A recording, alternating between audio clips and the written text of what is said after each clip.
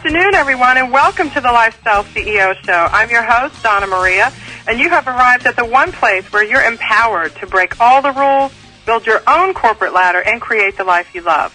Today's show is sponsored by the Indie Beauty Network. Visit indiebeauty.com to enjoy our free weekly newsletter and learn how you can take advantage of benefits like affordable products liability insurance for your business. Be an indie, not an outie. Visit indiebeauty.com today at INDIEbeauty.com. You know, last week I was in South Africa with a nonprofit women's empowerment group called Vital Voices. You can read about their mission at vitalvoices.org and see that what they do is they work to give women around the world voices, and that is women in countries whose voices have traditionally been silenced. Of course, my own personal mission in line with that is to empower women financially, because I have found that when a woman is empowered financially, she is also empowered in other areas of her life, and then she's able to speak up for herself and gain the confidence that she needs to be successful in so many ways. So I hope you guys will visit the website at indiebeauty.com and check out the blogs from last week about my visit to South Africa and learn about some of the partnerships I'm developing over there to help empower some of the women in the more rural areas of a variety of different countries in South Africa. And speaking of being empowered, of course, you know, I always love to bring you guests who have written books to help people be empowered as small business owners. And today, of course, is no exception.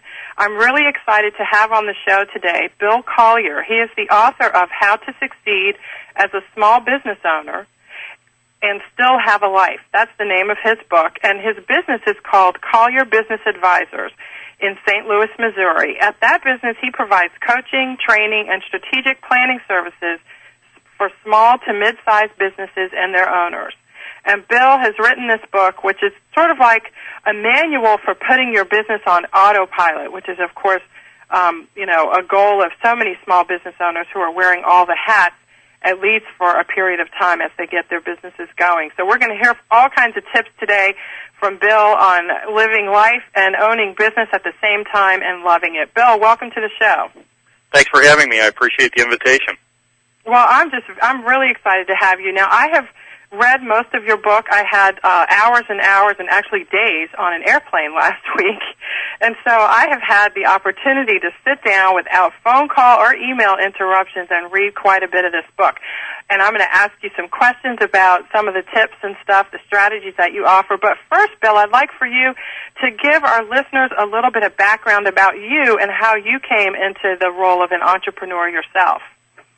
Okay, I'll put in a plug for another book that I think is required reading for every business owner, and that's The E-Myth by Michael Gerber. I'm sure you've read it. And one of the things, I started my first business. It was called BC Group International, and we were a medical electronics distribution company. And I started it the way Michael Gerber talks about in his book, The E-Myth. I had what he calls an entrepreneurial seizure. And here's the way it works. And I'll bet you most of your listeners started their businesses much the same way. And here's the way it works. You're working at something, you get pretty good at something, you have a skill, and one day, for no apparent reason, you wake up and you say, you know, instead of doing this for this other person, I could be my own boss. And so you get this idea in your mind that won't go away that says, I need to start my own business and be my own boss. And that's basically what happened to me. Now, I had a little bit of an additional boost because my company, I worked for GE at the time, General Electric. It was back during the Jack Welch era in the late 80s. And my division was being sold, and my company asked me to go work for the buyer of my division and move from St. Louis to Chicago.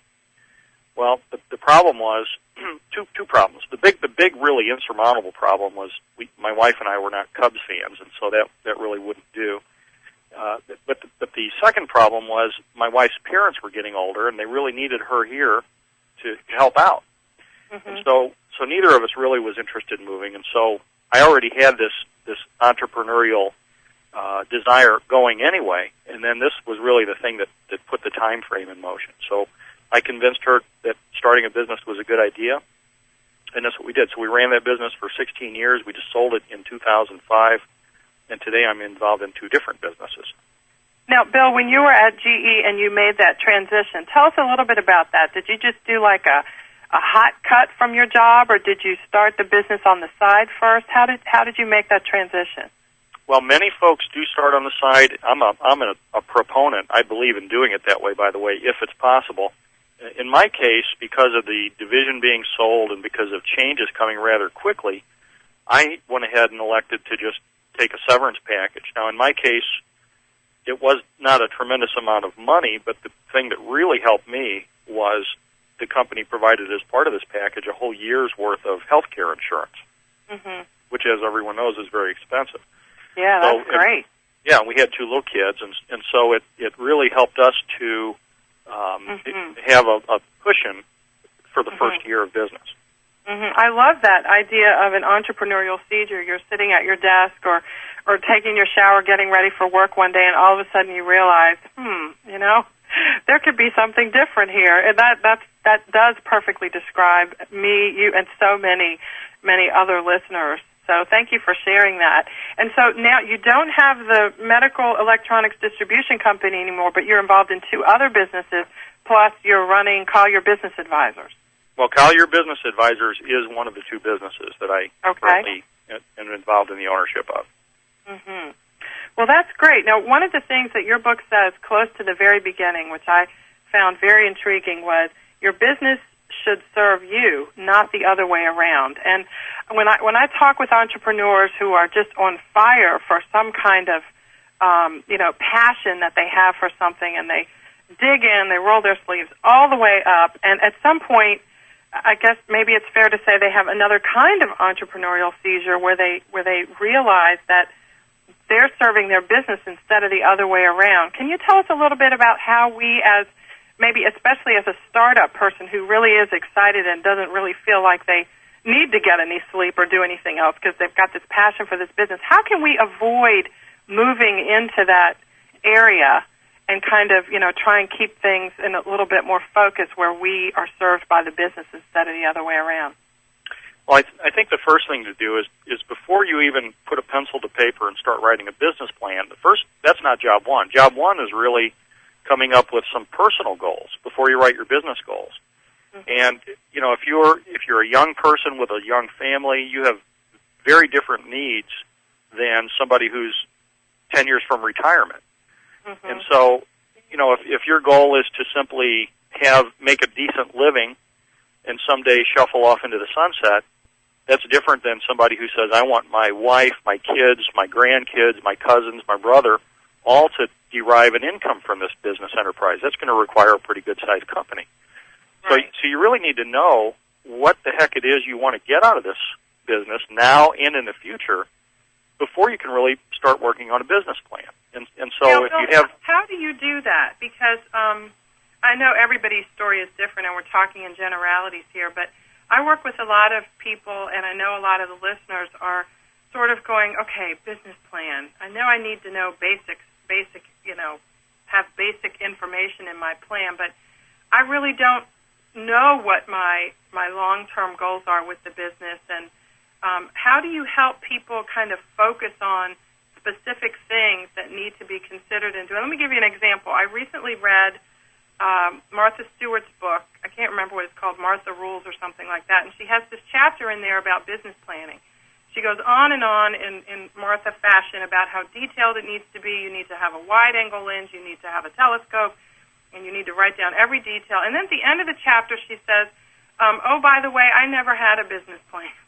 And I just thought that was so interesting because a lot of successful people say they'd have a plan in hindsight, but they really didn't have one. So for people to really benefit from, seeing, the benefit of a business plan, can you help with some specific things to consider if someone is sitting down with a limited amount of time trying to write a plan when 6 months from now, sometimes it may be totally irrelevant? Well, are you talking now, Donna Maria, about business plans or this personal planning stuff that I mentioned? Well, that's a really good question. I guess really I'm wondering how you distinguish between the two. If you are, in fact, a person like you were, as you said when you started BC Group, you were a husband, you had 2 young children. Did you find it hard to distinguish between the personal and the business goals when you were preparing for that business? Well, I think the personal goals don't have to be super specific. And you'll hear a lot of people, and I even mention this in my book, that your goals should be specific. But at the same time, I understand that your personal life, it's not a business, and really if you tell your husband or your wife that, hey, let's sit down and draw up this personal plan, if that person is not an entrepreneurial type like you are, they'll probably balk at the idea because, who wants to turn their hopes and dreams down to a bullet list on a piece of paper? For most people don't think that way. So I don't think it's important on the personal side to be real specific, but I think you and your spouse, if you're married, have to at least be on the same sheet of music. In other words, if one says, I want to put the kids in parochial school, and the other one says public school, and one says, I want to retire and travel the country in an RV, and the other one says, I want to retire and stay in five-star hotels, you're on different sheets of music. So I think as long as you are going in the same direction and pulling in the same direction, from a personal plan standpoint, you're in pretty good shape. And then you review that once in a while. So you sit down maybe once a year, you go on a little vacation, you sit down and talk about it. And again, as long as both spouses are pretty much in the same direction, then you're okay. Mm-hmm. On the personal side. On the business side, I do think it's very important to have a plan. I think it should be as specific as possible. And your goals in your business plan need to talk to and take into consideration whatever your personal goals are. Again, when do I want to retire? Where do I want to live? How much money do I want to earn? Those kinds of things. Mm-hmm. Mm-hmm. And so once you start working on your business plan, I think the mistake most entrepreneurs make is they see business plans that are these thick binders, as thick as the dictionary that people write up, and of course they never get used. They sit on a shelf. And it's the business plan that you write up to go get a loan from a bank or an SBA loan or to attract an investor. And those are important. But the plan you need to run your business on a daily basis is probably about 2 or 3 sheets of paper, and that's it. Because if you need to read 6 paragraphs to find out what your revenue target is for the year, nobody's going to use that. You need something that's useful and dog-eared by the end of the year. You keep it on your desk. You refer to it a lot, and it really calls for accountability on the part of the business owner and all the other folks on the management team. Right. Now, have you found that for most of these business owners that we're describing, the smaller business owners with the families and all these kinds of things to juggle, that they really, the business plan is extremely dynamic. It's not something that you write down and that just sort of stays the same, that it really changes a lot and you need to kind of keep up with those changes and make adjustments fairly regularly? Yeah, and I think that's okay as long as you're not waking up in the morning and just going to work and saying, let's see where the wind blows me today. Because that's what happens, and it used to happen to me, it happens to a lot of folks, where you let the daily grind dictate your activities, your schedule, put stress on your life. It does all the bad things that we know about that happens to small business owners. And I think the way to take control of that is to get the important things that need to be done off your business plan and onto your to-do list or your schedule. And if, some people like to use the phrase, make appointments with yourself. If that's what you have to say to make it make sense to you, then that's fine. But you can't just let the winds of business blow you around. You've got to be proactive and take charge. Right. It sounds like what you're talking about, too, is maintaining a great deal of focus. Because it is so easy, Bill, as you know, to be sidetracked. Because there are legitimate opportunities that come along every day that are not inside your main area of focus, but which, well, maybe they'd work out. And so do you find that that's one of the things that people kind of have to remind themselves to do is, when opportunities come along that aren't within their area of focus at this time, they just kind of have to resist the urge to go down those paths? Yes, and that's why in the business plan model that I recommend, the very first thing at the top of the page is a mission statement. And I'm not talking about a flowery, high-minded mission statement that you make into a plaque that you hang on the wall to impress people. I'm talking about just a simple statement that says, here's what business we're in. Mm-hmm. Because what you just said is very true. People constantly are attracted to other opportunities that are off on some tangent, it's a sidetrack. Right. And they go after that, and they ignore the business at hand. And so I think it's very important to remind yourself what business you're in. One of the things that I find helps a lot. Sorry, Bill, we're going to talk about mission statements. I love it. We're going to talk about that when we come back from our first break. I want to remind you guys that next week, Romanus Walter, the Kickstart guy, is going to be here to help us kickstart our businesses for the new year. So be sure to stay tuned for that. Do join us on our call today with Bill Collier, author of How to Succeed as a Small Business Owner and Still Have a Life. The toll-free number is 800-773-0355. This is the Lifestyle CEO Show. We'll be right back.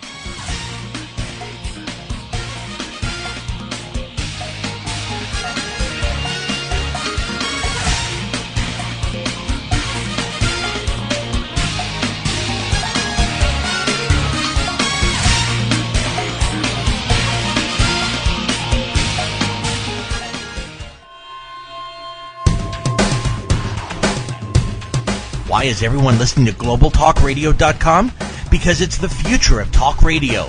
Every day, more and more people are finding Internet radio as not just an alternative media, but as a replacement to traditional AM and FM broadcast stations. Internet radio offers a wider variety of programs, convenient on-demand listening that meets your schedule, and fewer commercial interruptions. And GlobalTalkRadio.com is already leading the way by matching this content with a highly targeted Internet audience. GlobalTalkRadio.com offers its listeners one of the widest programming varieties on the Internet, from business and finance to self-improvement, paranormal, health, literature, romance, politics, and more. There are also opportunities for prospective hosts who would like to host their own weekly or one-time talk shows. Want to learn more? Check us out at www.globaltalkradio.com and see the future of talk radio today.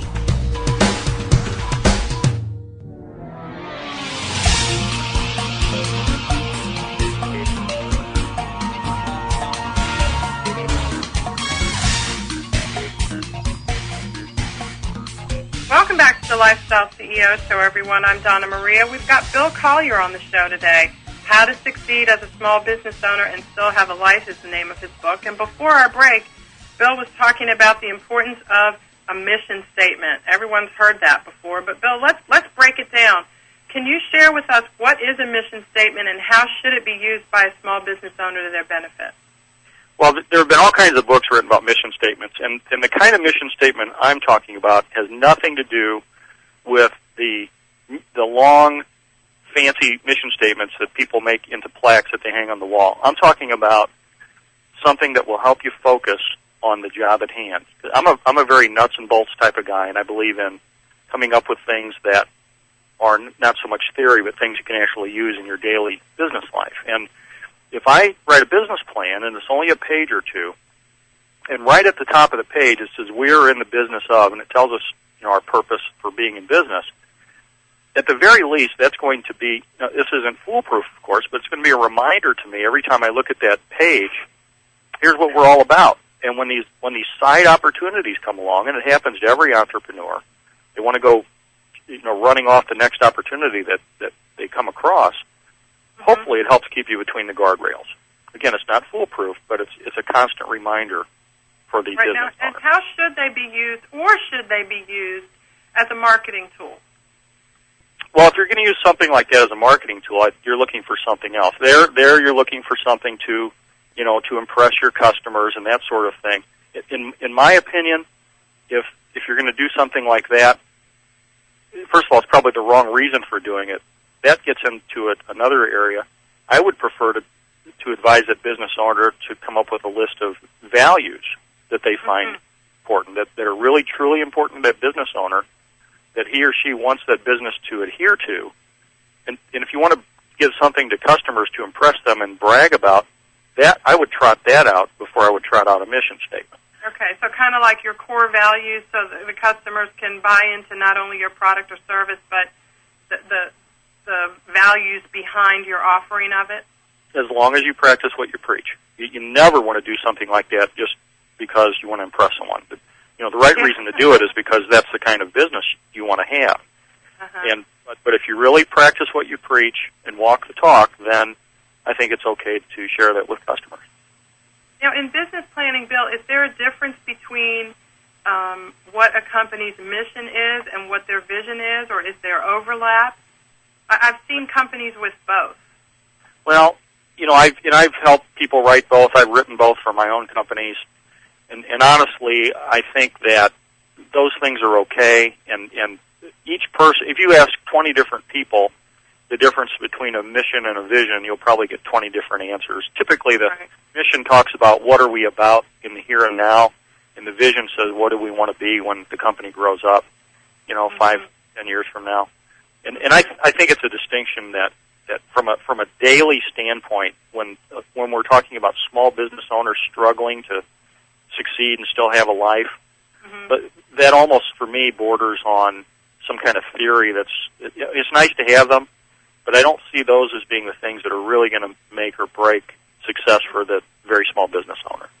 And so in terms of struggling to face the challenges of owning a business and still having a life, in your experience, Bill, what have you seen as small business owners' biggest challenges in that area? Are there 2 or 3 things that you've seen that people contend with time and time again in this particular area, trying to have a life while they're running a business and doing just about everything, wearing all the hats?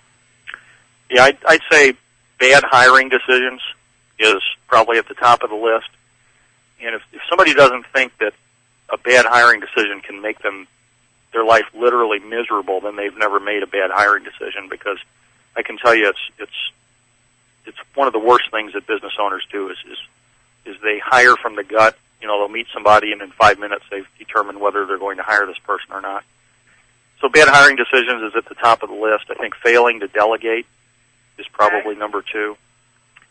And of course, there are all sorts of things that come into play related to those, such as you may make a good hiring decision, but then you have high turnover because you don't pay attention to the things that make people want to stay with your company. So the personnel piece, the hiring and retention, and then delegation. Well, let's talk about both of those, and maybe let's start with delegation, because I guess you have to have an intention to delegate before you even get into hiring, right? So, yes. In terms of delegation, I'm sure you must run across this all the time, the sort of holding on to your sandbox kind of mentality. What kinds of challenges do you see people facing when it comes to delegating? There seems to be sometimes a fear among small business owners of handing off anything.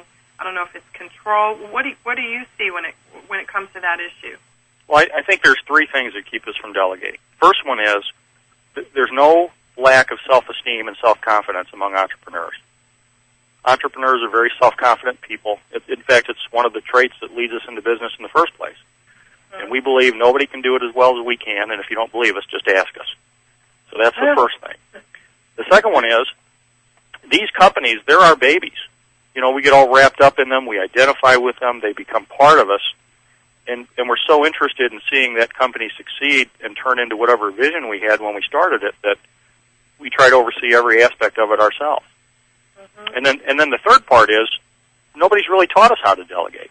So unless you've worked in a business where you've been exposed to delegation and you know the value of it and you know how to do it, that becomes a stumbling block. So those are the 3 things that I see that get in the way.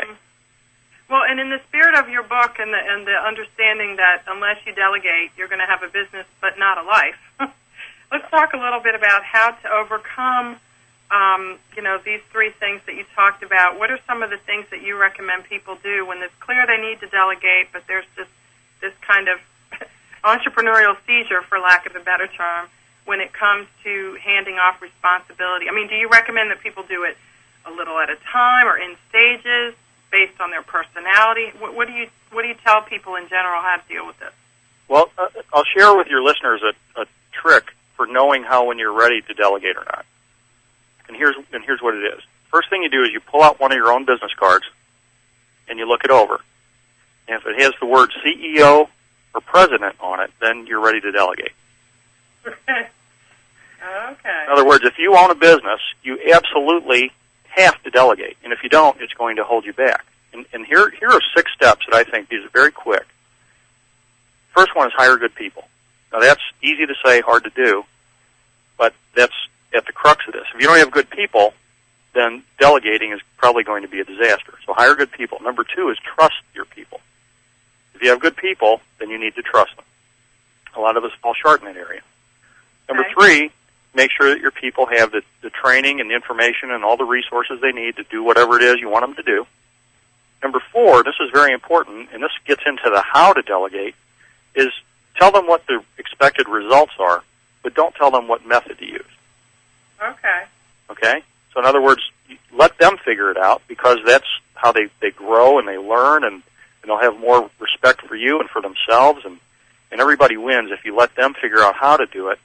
Just tell them what the expected results are. Okay. And number five, this is very important, is get the heck out of their way. So make yourself available, but also make yourself scarce. If you hover over them and check in every 5 minutes, you're not delegating, you're micromanaging, and there's a big difference. And then the last step is simply check on progress periodically. So you go back once in a while, and you get a progress report at reasonable intervals, and you let the person learn and grow, and hopefully they'll come to you with questions. And before you know it, they've learned a new skill, and you freed up some time. Those are great steps. Any tips for choosing between a hire or a contractor? Well, I think that's so unique to the situation that I would hesitate to even try to offer any suggestions there. I would say that if you can get by with a part-timer before a full-timer, do it. Probably would say, and I'll qualify this by saying this isn't always true, but probably would hire a contractor before I'd hire an employee, only because it's more of an arm's length arrangement, and no strings attached and that sort of thing from a cost standpoint, from having to supply them with benefits. Certainly, if you're trying to keep your costs down, but when you hire the employee, hopefully what you're able to do is cultivate a real relationship, gain some loyalty, gain some trust. So there are benefits either way, and I think it's so dependent on the person and the company and the situation.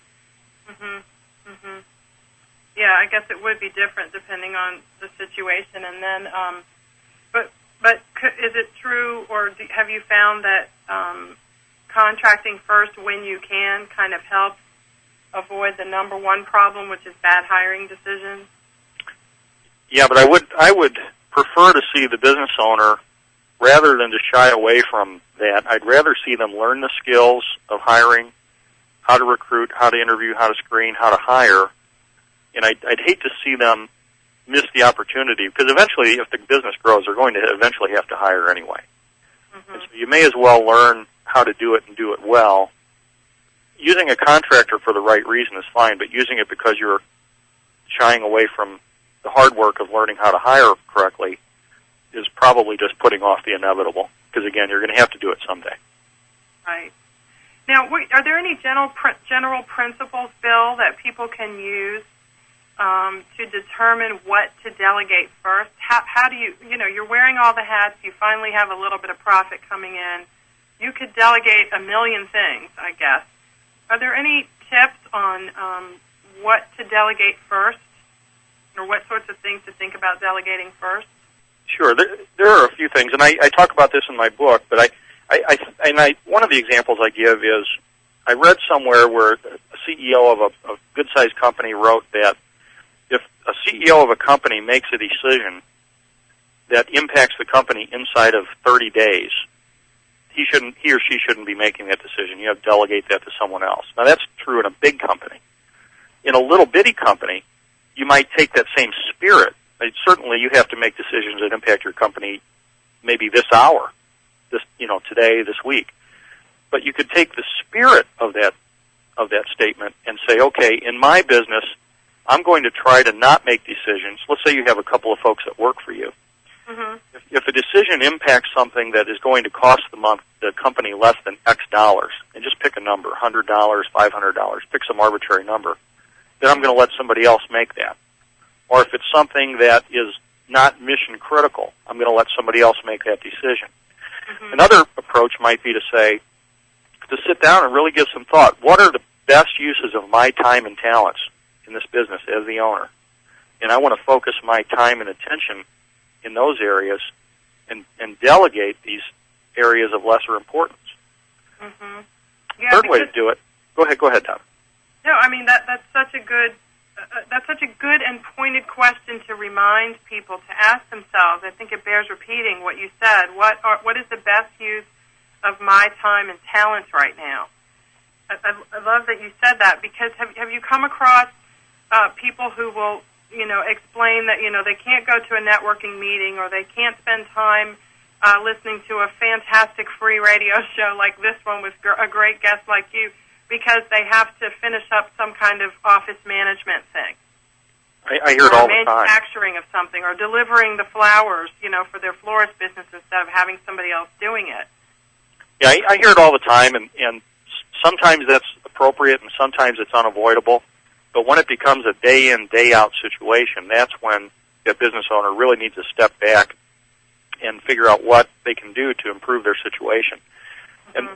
And another way to help would be to bring somebody in. It doesn't have to be a business consultant, but it could just be a trusted associate, somebody that owns a small business. Could be your spouse, could be just anybody whose opinion you trust, and have them spend a little time in the office if they have some time to spare, and just watch what you're doing and watch what's going on, and ask for their independent, impartial opinion. Do you see me doing things that are using up my time, that if you were pretend for the moment you're our chairman of our board, we had a board, would you want to see the company president doing the stuff that I'm doing?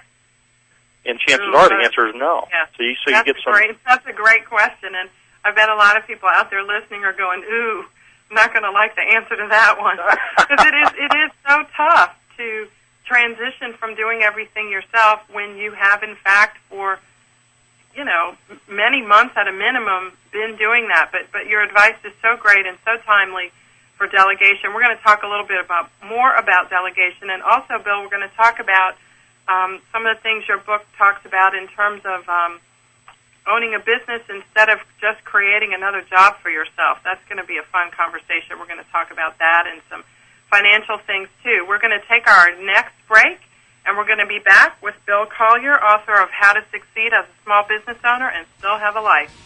Don't touch that mouse. This is the Lifestyle CEO Show. We'll be right back.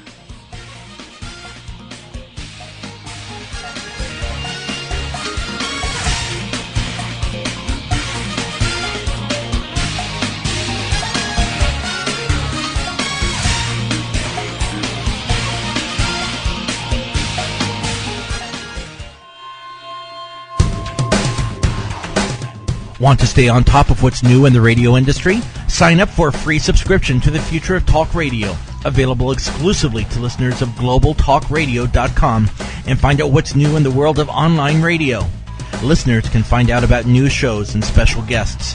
People with something special to offer can find out how to become a guest and how to prepare for an interview.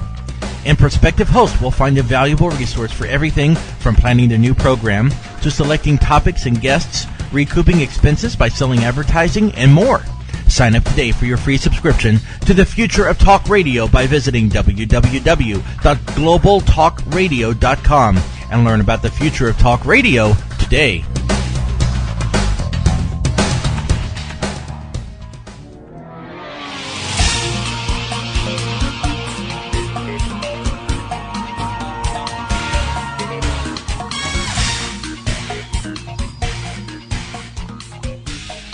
Hey everyone, welcome back to the final segment of this week's Lifestyle CEO Show.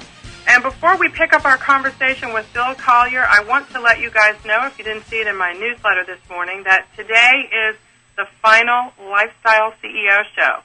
No, I'm not signing off of Cyber Air, but I am changing the name of this radio show. Effective next week, we are going to be the Indie Business Radio Show. Now, people say to me, what's Indie? Does that have anything to do with NASCAR? No, it doesn't. Indie, I-N-D-I-E, is the shorthand term for independent. It's in the dictionary. It describes a small business owner, and we are the Indie Business Radio Show, and we are going to be continuing to bring you the great guests, the great authors, and the people and personalities that can help you take your business to the next level. So I just want you guys to know that I've enjoyed serving you as the Lifestyle CEO, and next week I'll be the Chief Executive Indie, bringing you the Indie Business Radio Show, and we will just pick it up from there. And right now we're going to pick it up from there with Bill Collier, our guest today. He's been talking with us about the art of owning a business and still having a life. And, Bill, I love the 6 steps you gave about, transitioning to delegating and engaging the services of someone to help you grow your business. So if you're just now tuning in, you'll have to make sure you go to the website at lifestyleceo.com and download your audio so you can hear Bill's great 6 steps there. Bill, I want to spend the final segment of our show today helping people who actually are getting their business off the ground now. They're in launch mode. And as your book says, How to Succeed as a Small Business Owner, in Section 3, I'm going to read from that if that's okay. It says, if you put in long hours, have trouble getting away from work for more than a day or 2 at a time, and don't make any more money than you did when you worked for someone else, you haven't created a business. You've created a job. And that really brings it down to, a basic level that we can all understand. But what do you say, Bill, to the person who's just now getting started, and in fact, it actually is a job, their business is a job? What do you say to that person about goal setting and planning so that while it's okay to be that way now, how can they move forward and do something, plan for the time when they have a business and not just a job? Well, let me start by saying that I don't want to ever have someone think that what I'm saying is that it's easy. Because in my opinion, there's nothing harder than owning and running a small business. It's absolutely a very difficult thing to do. And it's not for everyone. And when people are starting off, there's just no substitute, there's no shortcut for just good old-fashioned hard work. Now, that may sound strange coming from a guy who wrote a book. Part of the title says, and still have a life, but, the still have a life part comes later. And you can't start off in anything other than high gear. You've got to get out there and really put in the effort. You may have to put in long hours. You're probably going to be under some stress, both physically and mentally, and it's very difficult. But what the trap that many entrepreneurs fall into is they never get out of that gear. They never get out of that mode. And 2 or 3 or 10 years later, they're still doing everything themselves, and they're up to their elbows in every aspect of the business. And the only light at the end of the tunnel is a train coming in. Mm-hmm. So I think it's perfectly, in fact, it's normal to start a business where you're putting in lots of hours, you're working very hard, you're probably under some degree of stress, but you've got a plan for emerging out of that, that infancy, that business infancy, and reaching a point where you've got a few people that you can delegate to, even if they're subcontractors, even if they're outsiders. Right. They don't have to be employees. But you've got some sort of a plan for getting out of that mode and getting to where you're to the extent you can be on autopilot. Now, I understand if you're a small one-person home-based business, that's more difficult than if I have 8 or 10 employees to delegate to. I understand that. But I believe there are things that you can do in any size business to ease up the dependency on you being involved in every decision and in every aspect.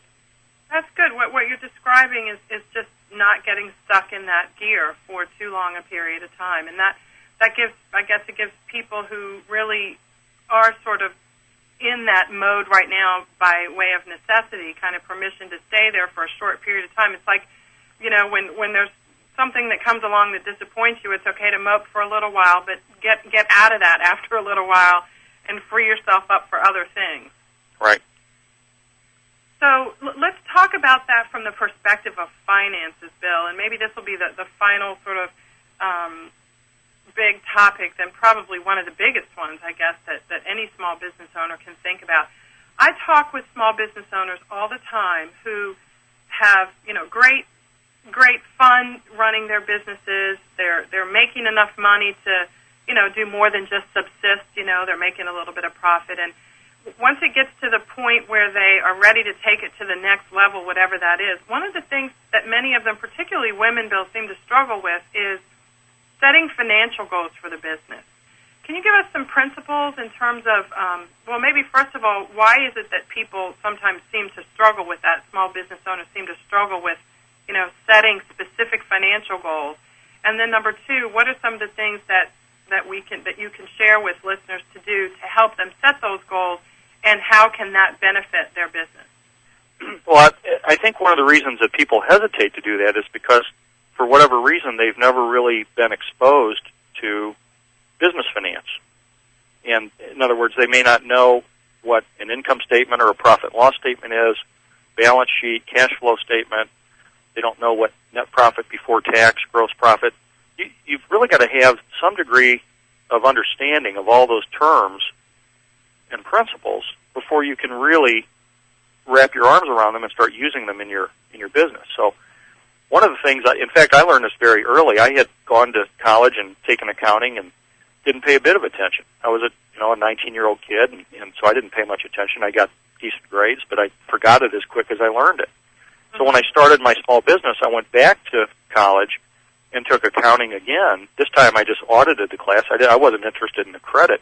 I wanted to actually be there for the learning. And this time I paid attention because I had skin in the game. It was going to impact my business. And so I think it's a good first step is however you get the information, whether you do it on your own or take a course at school, however you do it, get some information so you truly understand. You don't have to turn into a CPA, but you have to understand the basics of business accounting and finance. Mm-hmm. Mm-hmm. Now you've got the tools.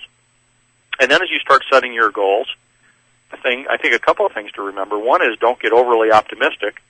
And don't expect to take your little stay-at-home business and turn it into a $10 million a year enterprise in 3 years. It's not going to happen. So not overnight, anyway, right? No. So be optimistic, but temper that with a good healthy dose of realism. Okay. And then the third thing to remember is that business targets, those aren't strategies. They're nothing more than goals and targets. You need a strategy behind the scenes, whether it's your sales and marketing, your people strategy, whatever it is. You've got to have some good, solid plans to drive the business. Just saying that we want to hit $1 million in revenue next year, that's not going to make it magically happen. You've got to have some things going on behind the scenes to make it happen. Okay. I always like to tell people, think in terms of the company you'd like to be in a year or two, and act like that size company now. So if in other words, if you're at $500,000 in revenue now, and you want to be $1 million business in a couple of years, what resources, what systems, what processes, what kind of people do we need if we're going to be $1 million business, and start working toward that now? Right. Because if you wait until you get there, you're probably not going to ever get there. Mm-hmm. So having a good understanding of some of these financial issues, and that's probably not that difficult to do, to get kind of basic understanding. I noticed from your website that you have a workshop or a speaking topic that encompasses finance and accounting for non-financial people. Is that right? Yeah, and I think that's the important part, is the non-financial people. If you can find a course in your hometown, or a web, there are web courses too, that will be put in layperson's terms, that would be the ideal thing to start with. Kind of like small business accounting for the rest of us. There you go. Yes. For even for dummies, if I can borrow a very popular. Actually, that's probably a good place to start, is to go to an online book source and put that in and see what shows up, because I bet you're right. It's probably not that hard to wrap your hands around that. Well, and speaking of that too, Bill, an accountant, would you agree, is like one of the first people you can hire or engage to help you with your business, no matter how little or much money you're making? Yes, and I'm going to say something that I absolutely don't want any of the accountants or financial people out there to think that I'm saying anything negative about them, but I never want to be in a situation where I am totally dependent on the input and advice of someone like an accountant or a banker or a lawyer, where I am absolutely, totally clueless in that area. In other words, I'm not going to turn myself into an attorney or a CPA or a banker or anything like that, but I sure would like to go into these conversations where they're giving me advice that are going to impact my life, my family's finances and well-being for many years to come. I'd sure like to sit down at that table, at least knowing some of the basics of what it is we're discussing, because not every single professional out there is ethical, and not everyone is equally proficient. And so you sit across the table from somebody who's either slightly unethical or slightly ill-advised, ill-informed, and the next thing you know, you're taking some bad advice and putting it into action. And so I think you owe it to yourself to at least learn enough to, again, where people just can't blow smoke, and you have a sense that this sounds reasonable to me. Right. And by the way, I just remembered this too, Bill. The IRS website at irs.gov has a really good search engine. You can pull up some very helpful free information about small business accounting, at least from a tax perspective, on their website. But that's a really good piece of advice, so we shouldn't be afraid to ask questions of these professionals who are serving us, and don't feel like any question is stupid when you're asking somebody who you're paying to keep your finances in order. That's correct. Well, tell us a little bit, Bill, about how we can learn more about you and the resources at your website. Where are you going to be speaking soon? So we've got listeners all over the country, even all over the world, who want to know more about you, how to find out more, and where we can go to get more of Bill Collier. Okay. Well, my website is collierbiz.com, COLLIERBIZ.com. And my book is available from my website or on Amazon.com. In fact, it's on just about all the online bookstores. Mm-hmm. Most of my speaking engagements are here around the St. Louis metro area, and I currently am not doing any teleconferences or anything like that, although I do offer telecoaching for people that aren't in my own town. Mm-hmm. So I think a good way to... Well, I do that on an individualized basis, so if somebody wants to work with me, then we get together and set up a schedule. Okay, so if anybody's interested in that, we can just email you through your website to see if there's a match for what we need? Yes. What I would recommend is I do have a monthly email newsletter. In fact, I just sent January's out today. Right, I saw that. I subscribed to it. It's great. Well, thank you. And that went out today. In fact, there was an article in there called Grow to the Next Plateau, and it would be very applicable to your small business owner audience who would be looking at growing to the next level with their business. So I'd urge the listeners to sign up for my monthly e-newsletter. It's right on the opening page of my website. Right. That's good. And for those of you who are in Missouri, Bill also has a page at his website about where he's speaking over the course of the next couple of months, and there's a few speaking engagements there that may or may not be open to the public. You can check those out. Bill, I want to ask you a question about that newsletter that you send out once a month. Is that something that, this is a more general question, I guess it really does have to do with perhaps a way to grow your business so you can have more of a business and less of a job. Have you been able to use that electronic newsletter to actually generate new business so that you can, have a life and not just be all business? Yeah, it has positively impacted my business. I've been doing it for about a year and a half now. Uh-huh. But there are so many things you can do to market for instance, I'm a home-based business myself. Collier Business Advisors, it's just me. My wife helps me a little bit, but it's pretty much just me. So I am, in fact, a home-based business. Mm-hmm. And there are so many things you can do to market yourself, and a lot of things that you probably should not do when you're very small. One of which is throwing money at print advertising when these people call and they say, hey, we've got this great opportunity in the Yellow Pages, the end of the season hockey program, on our whatever it may be. And I see so many small business owners throwing good money away after that sort of thing and getting very little return for it. So right, so you can use an electronic newsletter. Well, I definitely agree with that, and I hope everyone will take a look at lifestyleceo.com. We've got a show there on electronic newsletter advertising. Bill Collier, author of How to Succeed as a Small Business Owner and Still Have a Life. Thank you so much for being on the show. Guys out there, take a look at Bill's website at Collier, Collier, biz.com, and subscribe to that newsletter. It's great. Bill, thank you for being on the show today. You guys, I'll see you next week. In the meantime, get out there and break all the rules, build your own corporate ladder, and create the life you love.